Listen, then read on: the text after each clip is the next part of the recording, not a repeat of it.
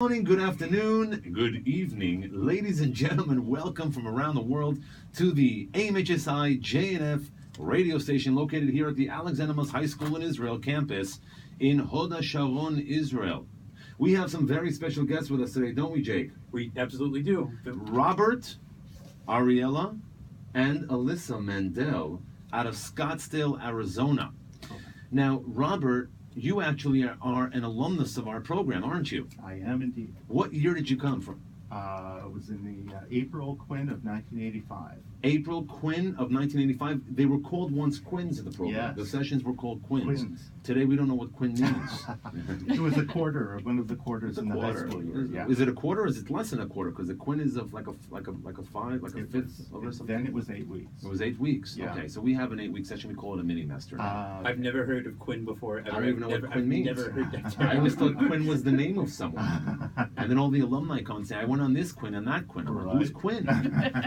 But now I know. That was it. So you came in April 1985 for 8 weeks. 8 weeks. And were you originally from Scottsdale? No, I was from Milwaukee, Wisconsin. Milwaukee, Wisconsin. What high school did you come out of in Milwaukee, Wisconsin? Went to Nicolay High School. Nicolay High School. That was a public Right. high school. It was a public high school. And how many students came from your high school on this trip with you? There were 4 of us in total. A total of 4. Oh, excuse me, there were 3 of us in total. The 4th came from a local high school nearby. Still from Milwaukee. Milwaukee. Milwaukee. And we used to have some big numbers from Milwaukee, I understand. Yes, it grew after our group went because we came back to school and reported on what an unbelievable program it was.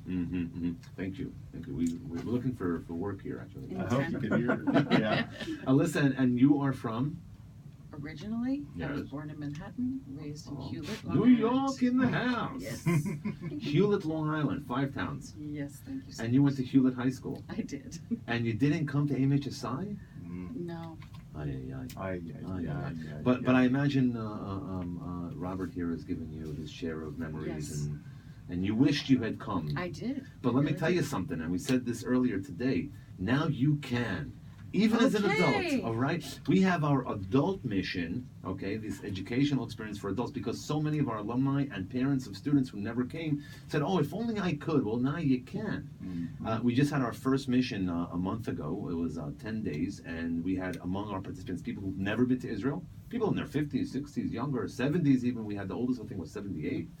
Never been to Israel, came on this program, loved it. They got the AMHSI experience, Robert, that you got as an adult, and now left us and are sort of charged and inspired of having discovered what they are a part of in history. So we'll share that information and those dates for the AMHSI adult mission, which will be next, I think April or March. April, we'll have to figure out what the dates are. So tell me about your experience here. What was your takeaway? What was your takeaway from your April Quinn? That's a tough question to answer on such short notice, but I can tell you that it was a difficult time in my life. My parents had just split up before I came, and this school acted as sort of the place where I could establish roots Wow. with the state. Wow. My mother is Israeli and family all over the place, and it was just a place where my thirst for knowledge could be truly executed and expanded. And of course, my connection to Judaism. Was there a specific moment during this trip that kind of turned things around? And it's okay if there wasn't. There isn't for everyone. I have students who come and say, I was supposed to feel something when I went to the Kotel, the Wailing Wall, but I didn't feel anything. And I said, don't worry about it, because sometimes the aha moment also is delayed, and it happens a little later on, where only when you get back home, Sure. and then you're like, holy cannoli, I just had these 8 weeks. Yeah. I didn't appreciate it, and now I missed it, and I remember now these things, and this is, so was there something? I mean, there are a lot of incidents that sort of, they're competing for that designation, but I would say when we hiked up Masada and sort of reenacted the original event, we got up there fast. And I'll remember our instructor, Bob Cook, took us up, and then we ran like hell through the fortress, and we didn't know where we were going, and suddenly we realized he had run us all into the men's room. That's a place to go. It was a perfect place. Yeah. It was Yeah. necessary. Was it the same men's room that they had 2,000 years ago? Apparently. So Apparently. I saw a lot of. Minus some of the plumbing, perhaps. Possibly so. Yeah, we'll not get into those details just yet. And Ariella, you are in what grade? I'm going to be in 8th grade this You're- year. You're going to 8th grade in September. And what school do you go to? I go to Scottsdale Preparatory Academy. Awesome, fantastic. So you were born and raised in Scottsdale. Yes. And your father has been spoon feeding you AMHSI since you were a little baby, right? The AMHSI bib, the AMHSI feeder, You would have. right? You, Lullabies. you make those? We He makes made those? he made them on his own. He's like, I'm gonna do all HSI for my kid. Mm-hmm. So he's gonna share that with us. There's a lot of subliminal messaging Subliminal. going on. Yeah. Hush, little baby, you will be going on HSI. and so we look forward to you joining us, right? In a couple of years, you're gonna be coming onto our program. Definitely, yes. Fantastic. We're going to try to figure out exactly what room and bed your dad had, while he was here. We'll see if we can make that match. Oh, boy. And we do hope that we're able to work with you and your other friends back home and have some sort of an event to try to help them also recognize this opportunity to come to Israel for an abroad semester abroad. I don't know anyone from my school that's done it, but I know people from other public high schools have. Fantastic, fantastic. Well, we're going to put you together with our team down in the Arizona area, and they're awesome, and I'm sure they'll be able to guide you throughout the whole process when the time comes, of course, right? Mm-hmm. And Alyssa, have you been to Israel before? No.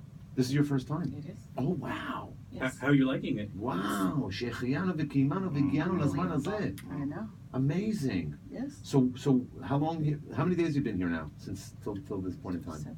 7 days. We got here on the 14th, and Mhm. we were here for Ariella's bat mitzvah, which was on the 16th of Wow. June, and we're here till the wee morning hours of the 29th. Can you share with our audience, something like what is the revelation, Well, all of the things that all of the Jews throughout my life have told me are true. Really? Yes. Uh-huh. All of them. Interesting. Even the bad things? Yes. Really? But Probably didn't share most of that. Yes. Right. So what is one specific thing, if you don't mind sharing with us, any like one specific, also sort of an aha moment? You know what?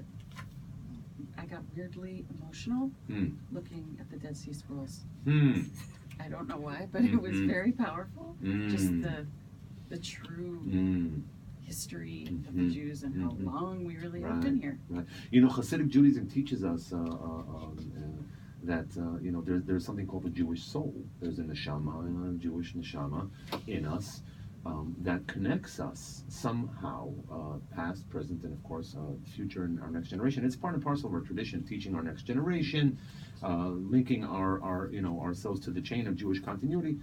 And in Hasidic Judaism, they teach is that even someone who is Jewish who hasn't been necessarily involved in Jewish education or in Jewish community, and it's kind of been really far away from Jewish life and knowledge, there is still that little flame in them, and all you got to do is touch it, and then that flame grows. So your experience with the Dead Sea Scrolls kind of just conjured up that message, and that there was something that touched you there. Whether it was the actual content of the scrolls, or whether it was the realization of this scroll that has existed for thousands of years and something that our people have used from time immemorial, and something that you are actually a part of. My favorite thing was the little piece of Dead Sea Scrolls that the guy from Brooklyn was carrying around in his wallet, and how much it meant to him, and that he gave it to Israel. That's amazing. Well, God willing, it won't be your last visit here to the land. And for all of our people around the world, it's very, very important to acknowledge that Israel is the beating heart of our people. And when we come visit Israel, it's as if we're coming up for air, revitalized, right? Replenished, inspired. Even the first time, I think, when you're walking on the ground, you feel like you're home. Oh, yeah. You're not wondering, where am I? I hear this from everyone. Like Definitely. somebody who moved from Brooklyn to Long That's right. Island, for example. That's right. That's right. Where am I? That's right. You don't have that feeling. That's right. Tell me, I'm going to ask you one last question, if you don't mind me, and you can each give me your response, or we can just get one response. What does Zionism mean to you today? For me, it's how do I explain it? I mean, for me, it's a matter of life and death for our people. I mean, live in the United States, and we live in the middle of Israel is attacked from every quarter in the United States, except for Congress. But, the people who are of college age now Right. are becoming deeply, deeply anti-Israel. Right. And Right. so for me, being a Zionist is being a supporter of Israel and being able to try to interject facts into the conversation so as Very to try nice. to change.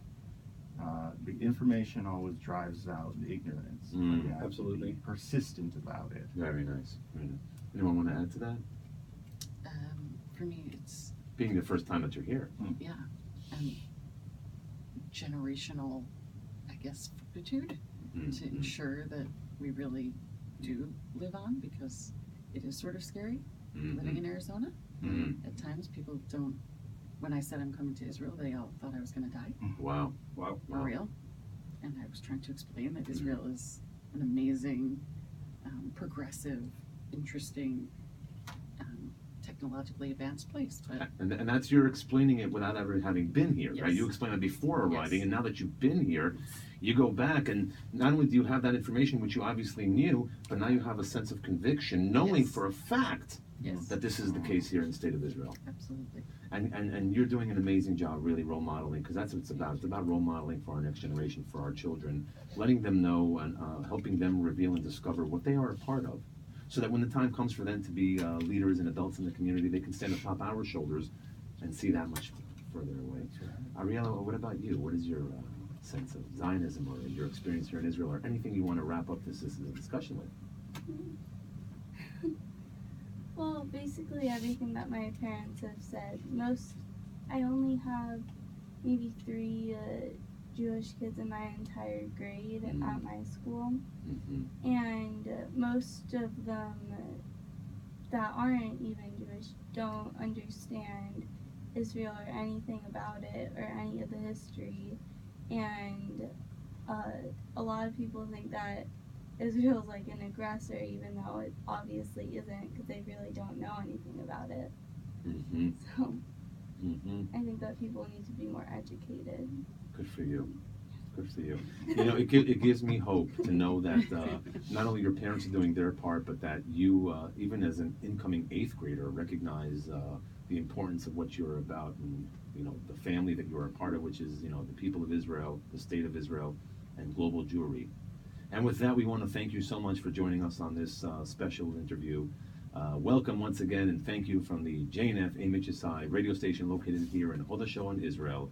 Any departing words you want to say? One last word? Thank you for having us. Thank you. She said Thank you it so all. much, and we look forward to welcoming you here on campus in just a few years' time. Yep.